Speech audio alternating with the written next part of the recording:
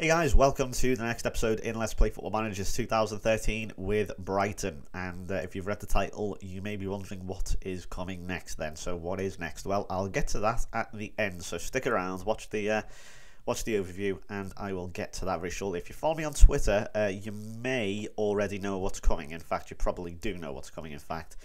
But you know, that's the perks of following me on Twitter. So do get following it. I do post some funny pictures. I do post certain things on Football Manager. Yeah, it is a personal Twitter account, so I do post a lot of shit sometimes. But I also post some good, like, behind-the-scenes things if you want to go with that. Anyway, enough of my ramblings. Yes, we've won the league again. Just about. I know it's a 6-point gap there to Chelsea, but it was a lot closer than that. It was far closer than that. It was a little. If you look there, Chelsea lost 9. That was. I don't know what happened there, actually. I really don't know what happened there. City, as you can see, blasting the way through. Again, City came very close. Let me put it to you this way. From game 36 onwards, me, City, and Chelsea were all within 3 points of each other. It was that close. And as you saw it, if you watch the February review, you'll see in everyone's games were all over the place. Like, you know, some teams have played 20 games, some teams have played 25 games, and 23, and 22, and absolutely all over the place. But that was probably the cause of it. That's why we were all over the place, because we had a game in hand on Chelsea, who were third, and then they moved up here. But of course, the big shock, I guess, is Manchester United are in the Europa League spots in 5th. Don't know, after them, they didn't put up a challenge. They just... I mean, if you look, I mean, they're not bad. I mean, 5th place, the goal difference, 85 for, and 32 against. So that's more than us in both categories. You know, in actual terms, you know, obviously against. But I think the only I can't speak today. I'll start that one again. The only assumption I can do is 9 draws. So it's that little effect that I've talked about on the Southport save. That is. Yeah, lots of draws do you badly. So let's go over the transfers and stuff. We've got no one. Let's see. I've talked about people I've brought in. Also, I've brought in David March, who was a really decent little player. But I've let a few players go here. I've put Junior out on loan, but a few people will also be going. Antonio Ricciuccio, surplus to requirements, not very good at all. I don't know what he did. He was like a player I just couldn't put a role to. What he did, I have no idea. And the rest were all out on loan or just not good enough. So, yeah. So, let's go over the fixtures. How did we do? So, let's go from the start of February, I guess. So, it will be this Swansea game, I think. So that's 4-2. Gordon and Martin continuing their good form with a goal, and Atalay also scoring. And then, unfortunately, lost 2-0 to Arsenal. Now, this was a really tricky game. They were more up for it than us, I remember. Mikel Ferrer did not have a very good game. Although defensively we were okay, it was just the forwards. You know, as you can see, Kenny and Ferrer letting us down. Atalay really didn't start firing. I bought Wellington on, see if he'd, you know, bring a bit of spark. But, yeah, his spark died. Really, really died at the back end of this season. He hasn't been very good at all. As you can see, a lot of red blotches there. I'm not happy about that. And it's a theme that you may continue to see, even though we have, of course, won the league. The next big game, of course, then was against Manchester United at the Amex. Was a nice 1-0 victory. Again, Han Jae-yoon has come in and just slotted in superbly alongside Custas and Mohamed Atalay with a goal. Ferrer did get injured. Again, he has been injured so many times. I've got to show you. I think I may have already shown you, but I'll show you anyway. Let's see. So this is 2025, 2026. So he's twisted his ankle. He's off for 4 weeks. He broke his toe, so he's off for 2 months. He then broke his, he torn his hamstring. He's off for 3 months, and then he was off for 2 weeks after that. So he barely got in the team. You know, because anytime he'd come back, he'd get injured. I don't know if it was because I brought him in because it was his match fitness or something. Eventually, he did get a good run at the back end from about March onwards. But oh god, it was a stop-start season of him. It was really bad. Then we played Bayern Munich in the Champions League, the first knockout round. Han Jae-yoon, yes. Talked about him continuing to impress. Well, here it is now. I will show you his goal. He's done very little wrong as the South Korean, and I've been very, very impressed with him. So I don't know why, but Custas does like to take a corner. I really don't know what Yaman V was doing there.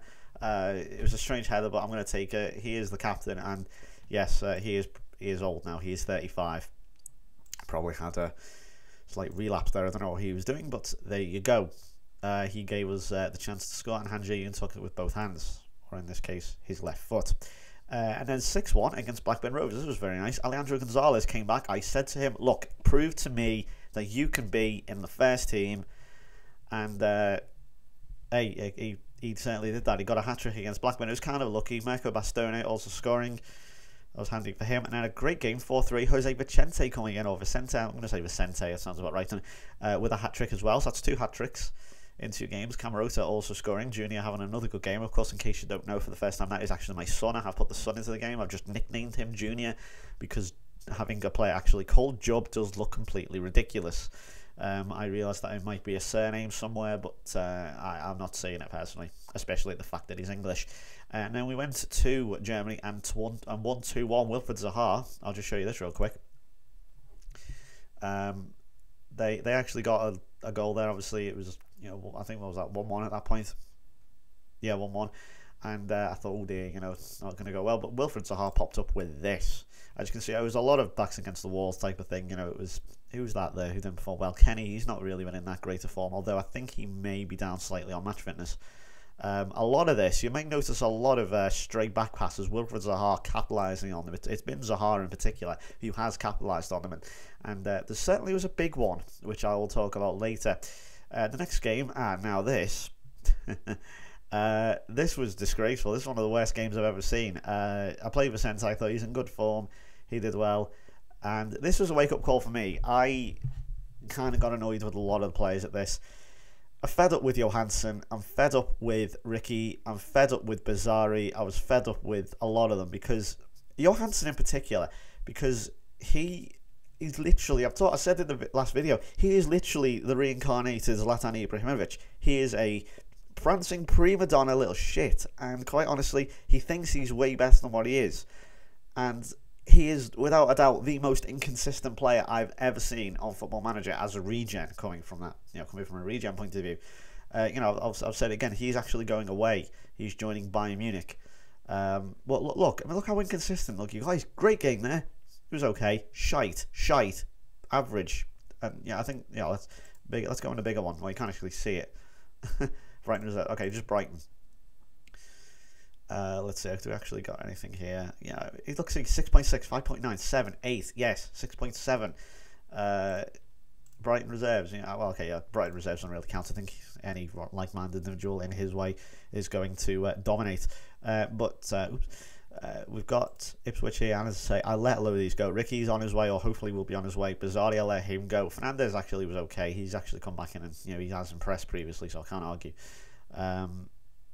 But I'm getting pissed off with a lot of these players. Ricky, he's another inconsistent player. Look, he's done really well, but I'm trying to get rid of him. His value's gone up. He's very inconsistent. He's constantly asking for first-team football when he has plenty. And honestly, he's just as bad as him, quite honestly.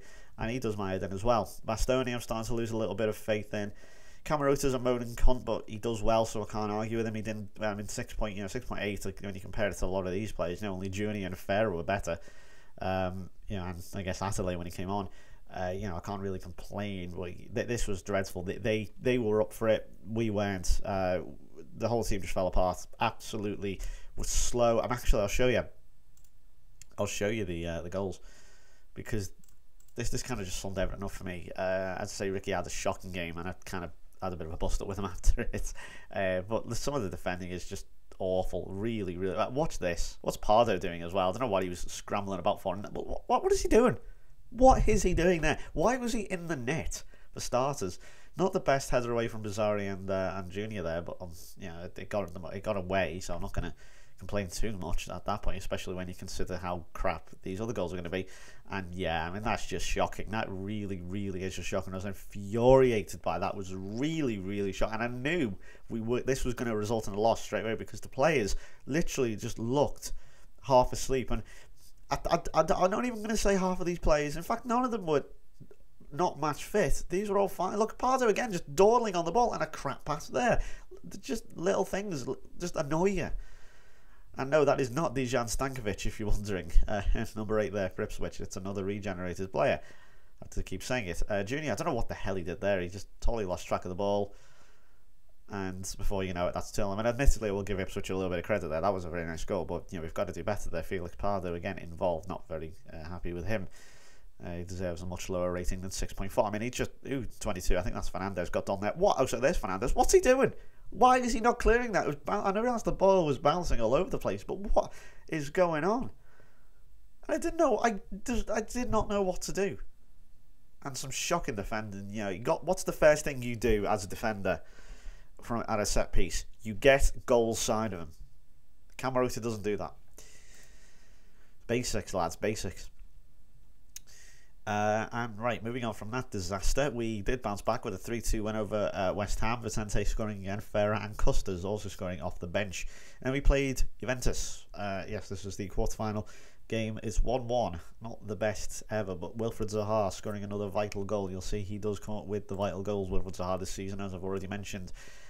Fortunately, Lukaku, who is, as we all know, an absolute monster on FM, and he has been a monster for the last 2 or 3 seasons or years. Excuse me, I should say, on FM since FM 11. But yeah, Lukaku is a tank on this, even in his slightly older age. And then we played Cardiff, won 1-0. Camarota with the goal, and then unfortunately we got knocked out by Juve. Martin scored, but they were too good for us in the end. We just lost. I guess I don't know why we lost. It was just Juve were just better than us. They actually, should just say, they got all the way to the final, and actually the final is about to take place. You may be wrong. Yes, we are in May. There's actually no win here. See Lukaku scoring again. He is just so good on this. He's ridiculous. So yeah, unfortunately we did go out, but we did get a bounce back with a win against Forest. So the only thing left really for us to win is the Premier League, which, as you know, we do win. So I'll jump over these then. Brivio with a win against Forest, 2-0 against City. This was a pretty big game. Brivio and Custas, I didn't even make any changes because I was so apprehensive about throwing this lead away. I didn't want to mess the team up. As you can see, it was second half. I didn't even make any changes. I usually do like to make them, but I was just so apprehensive this time. I thought, no, I'm not making any. 1-1 against Wigan. This was slightly disappointing. David March did score his first goal, however, which was a very crap goal from a corner. Probably played a slightly weaker defence and regretted that with the 1-1. As you can see, I played Leclerc and Fernandez at centre-back. Don't do that, kids. Don't do it. Gonzalez, again, probably wasn't match fit, though. That was my bad, probably, for putting him in without match fitness. So, yeah, that probably explains his crap rating. Brivio came off the bench and was the hero against Peterborough. Junior got himself sent off in the 93rd minute or something, and yeah, I didn't have to fine him or anything because he's my son and I can't do that. Why would I want to do that? And anyway, I'll just be getting my pocket money back, so what's the point? Ferrer got us a goal against Tottenham. As you can see, the draws are starting to creep in, and there's another draw there against Manchester United. But at this point, we are around about 4 points clear of second place Chelsea. I think it's Chelsea.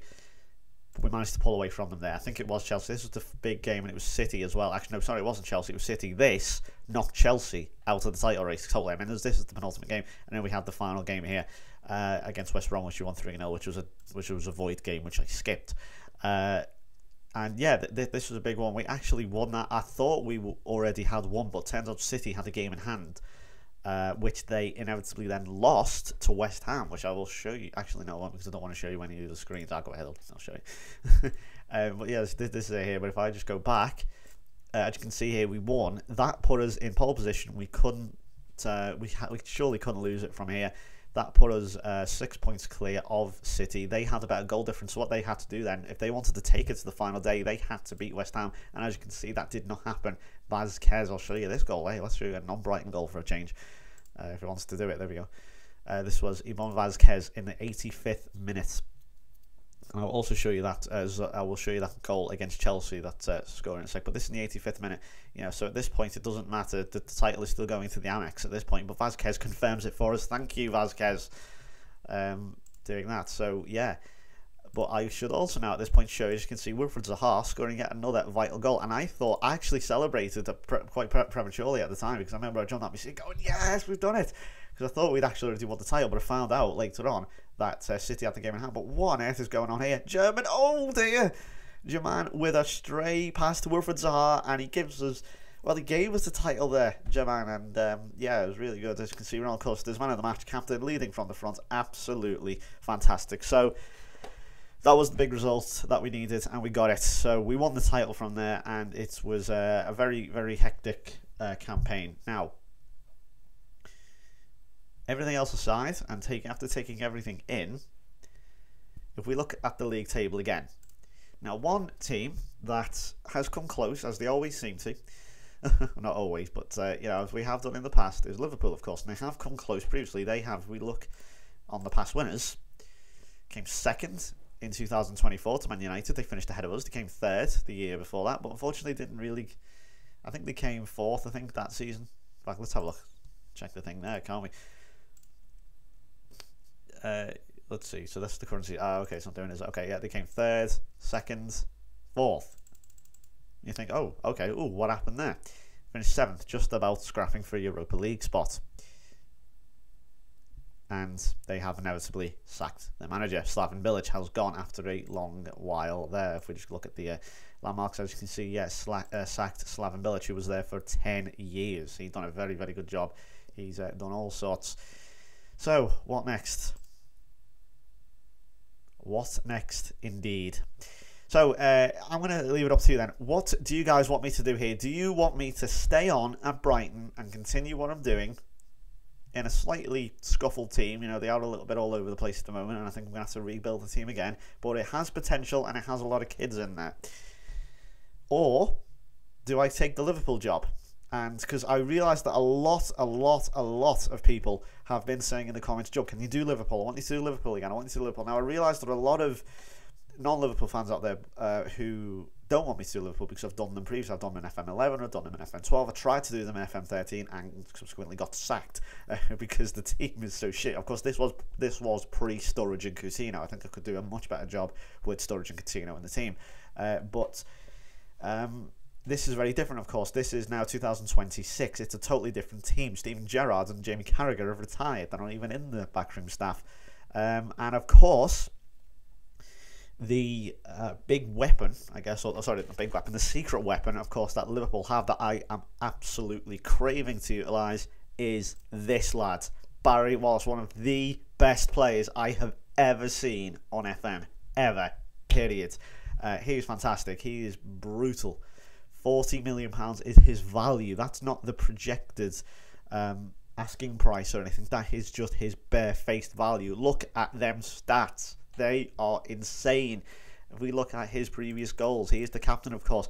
Look, he scored 38 goals in 54 appearances, 64 in 54, 50 in 58, 44 in 57, 36 in 46, and 15 in his first season there. £9.5 million from Dundee United. That looks like an absolute steal. He's only 27, but it is a slightly aging team. I'm not, bear in mind, obviously this includes a lot of youth players as well, so the team isn't actually this big. But there's a lot of decent young players coming through, I'm hoping.